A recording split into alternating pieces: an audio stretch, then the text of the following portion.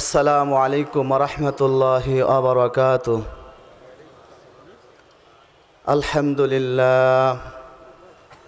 আলহামদুলিল্লাহি নাহমাদুহু ওয়া নাস্তাঈনুহু ওয়া নাস্তাগফিরুহু ওয়া নু'মিনু বিহি ওয়া নাতাওয়াক্কালু আলাইহি ওয়া নাউযু বিল্লাহি মিন শুরুরি আনফুসিনা ওয়া মিন সাইয়্যাতি আ'মালিনা।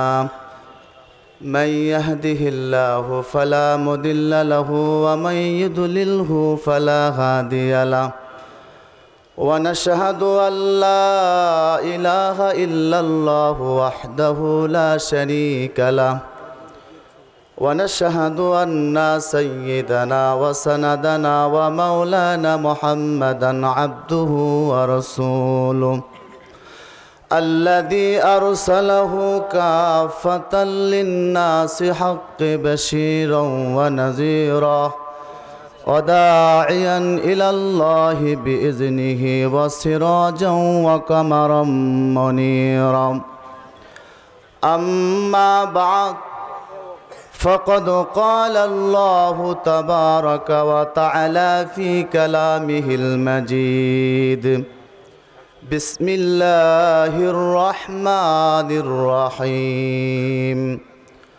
ومن أحسن قولا ممن دعا إلى الله ومن أحسن قولا ممن دعا إلى الله وعمل صالحا وقال إنني من المسلمين.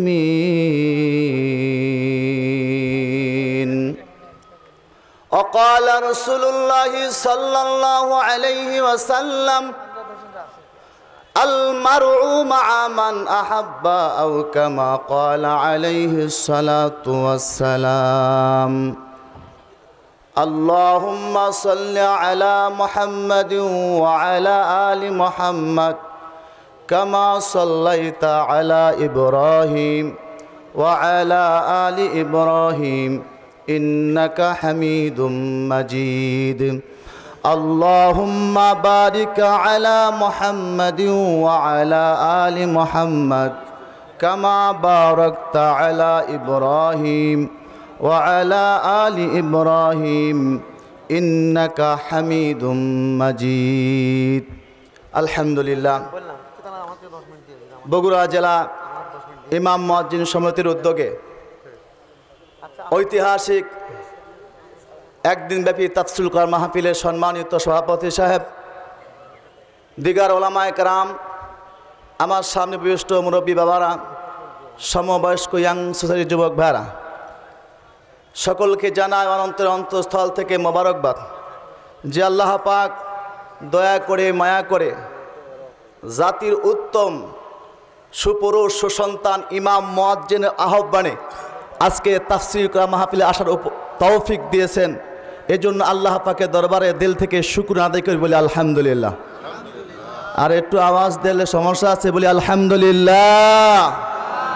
শত কোটি দুরূদ ও সালাম নাজিল হোক সাইয়্যিদুল মুরসালিন রাহমাতুল আলামিন সাল্লাল্লাহু আলাইহি ওয়াসাল্লাম।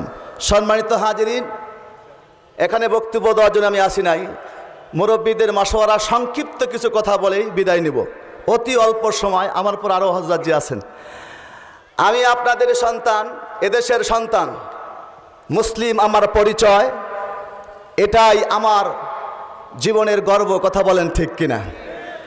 আজকে ইমাম মুয়াজ্জিন এই সমন্বয়ে তাফসীর কোরআন মাহফিল মনে হয় বগুড়া শহরে প্রথম আজকে। কথা বলেন ঠিক কিনা? এটা আমাদের কাছে এবং আপনাদের কাছে পরিষ্কার করে দিতে চাই, ইমাম মুয়াজ্জিন এখন কারো গোলাম নয়। কথা বলেন ঠিক কিনা? ইমাম মুয়াজ্জিন ভিত আছে ওই সুদারু আর মুসারু মদারুরা ইমাম মুয়াজ্জিনকে আর নির্যাতন নিপীড়ন করতে পারবে না। কথা বলেন ঠিক কিনা? এটা তো আমাদের বক্তব্য বা আমাদের ধারণা, কিন্তু ইমাম এবং মুয়াজ্জিনের সম্মান ইজ্জত আছে না নাই? জোরে বলেন। সংক্ষিপ্ত পরিসরে সংক্ষিপ্ত কথা বলে বিদায় নিয়ে চলে যাব। আল্লাহ রাব্বুল আলামিনের মহাগ্রন্থ আল কোরআনুল কারীম থেকে ছোট্ট একটা আয়াতে কারিমা তেলাওয়াত করেছি। ওয়ামান আহসানু কওলাম মিম্মান দাআ ইলাল্লাহ ওয়া আমিলা সালিহান ওয়া ক্বালা ইন্নানি মিনাল মুসলিমিন। আল্লাহ রাব্বুল আলামিন বলতেছেন ওই ব্যক্তির চাইতে উত্তম কথাকার বলে কে কে সেই ব্যক্তি দুনিয়ার মাঝে? আল্লাহ বলতেছেন যে ব্যক্তি ওয়ামান আহসানু কওলাম মিম্মান দাআ ইলাল্লাহ, যে ব্যক্তি আল্লাহ রাস্তায় মানুষকে ডাকে তার কথা চাইতে উত্তম কথা পৃথিবীতে আর কারো হইতে পারে না। আল্লাহু আকবার বলেন। কে সেই ব্যক্তি? মুফাসসিরিনগণ বিভিন্ন ব্যক্তি বিভিন্ন সিস্টেম আলোচনা করেছেন, কিন্তু বাজান আমাদের মুয়াজ্জিন সাহেবগণ এরা ছোটখাটো না, ইজ্জতওয়ালা। দিনের মধ্যে 5 বার করে আল্লাহু আকবার আল্লাহর বরত্বের ডাক দেয়, হাইয়া আলাস সালাহ হাইয়া আলাল ফালাহ, আসো সফলতার দিকে, আসো কল্যাণের দিকে। মুয়াজ্জিন সাহেবের এই 5 বার এলানের কারণে আল্লাহর হাবিব সরওয়ারে দুজাহান বলেছে একজন মুয়াজ্জিন সমতুল দিয়ে 10 বছর যদি মুয়াজ্জিনি করে কাল হাসরের ময়দানে তার সিনাটা আল্লাহ উঁচু করে রাখবে। শুধু তাই নয়, এলান করবে ও মুসলমান, মুয়াজ্জিন এমন একটা প্রতিনিধি, এমন একটা এলানকারক। ইমাম আর মুয়াজ্জিনের সম্পর্কে, মুয়াজ্জিন তো হয়েছিল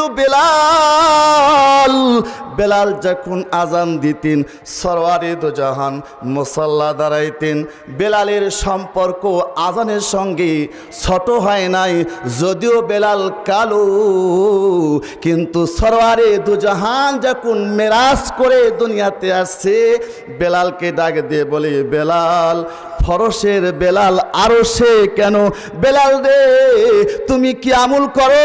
কালো বেলালের আমলের বদলতে তার আমার কদমের আওয়াজ আমি জান্নাতের মধ্যে শুনে আসলাম।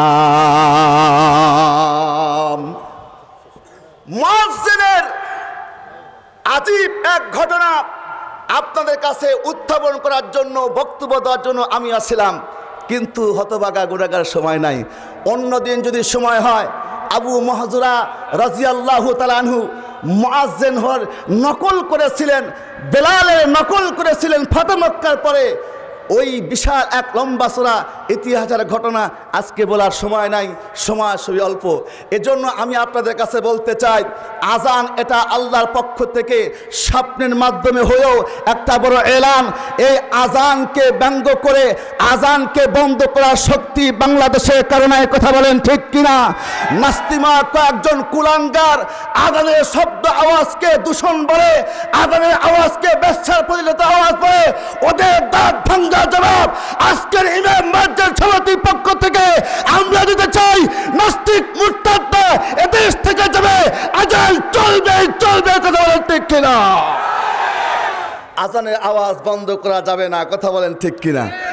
যে দেশে আল্লাহু আকবারের সুরে সূর্য ওঠে, যে দেশে আল্লাহু আকবারের সুরে সূর্য ডুবে, যে দেশে আল্লাহু আকবারের সুরে সূর্য ওঠে, যে দেশে আল্লাহু আকবারের সুরে সূর্য ডুবে, সে দেশে মুসলমানের প্রাণের দাবি, সে দেশে মুসলমানের প্রাণের দাবি, কোরআনের আইন হবে কতকালে কায়েম হবে। দেশে দেশে আল্লাহু আকবারের সুরে সূর্য উঠে, যে দেশে আল্লাহু আকবারের সুরে সূর্য ডুবে। এদেশে মসজিদ থাকবে, কথা বলেন ঠিক কিনা? সুলতানা চক্রবর্তী বলে মসজিদ গুন্দি থাকবে না, মসজিদও থাকবে না। মুসলমানের ঘরে সন্তান নাস্তির কাছে বিক্রি হয়েছে, মুসলমানের সন্তান হয়ে আজান লিয়া ব্যঙ্গোক্তি করো, মুসলমানের সন্তান হয়ে নাস্তিকের পক্ষ নিয়ে আজকে আমরা দেখতেছি প্রেক্ষাপটে নাস্তিকদের আর আওয়াজ নাই। আজানের আওয়াজ ছিল, আজানের আওয়াজ থাকবে, কিয়ামত পর্যন্ত থাকবে, কথা বলেন ঠিক কিনা? সফলতা সমাধান দেখে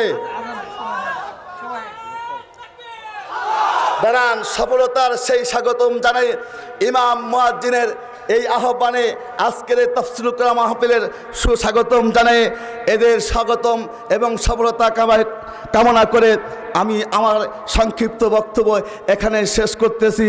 ও আখির দাওয়ানা আনিল হামদুলিল্লাহি রাব্বিল আলামিন। আসসালামু আলাইকুম ওয়া রাহমাতুল্লাহি ওয়া বারাকাতুহু।